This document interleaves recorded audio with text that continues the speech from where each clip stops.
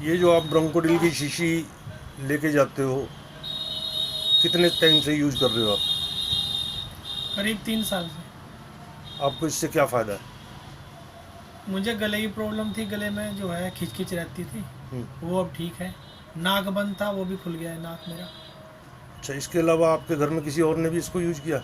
हाँ, बच्चे खांसी में इस्तेमाल करते हैं, खांसी हो जाती है बच्चों को, हम्म, बलगम वाली या ड्राई हो जाती है, कि, दोनों में देता हूँ मैं। किसी भी तरह की खांसी में फ़ायदा किसी मिलता भी है? तरह की खांसी में फ़ायदा करता है।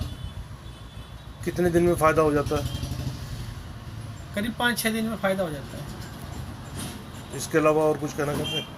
नहीं, अच्छी चीज़ है, बस बढ़िया चीज़ है, कोई साइड इफ़ेक्ट नहीं है इसका। औरों के लिए?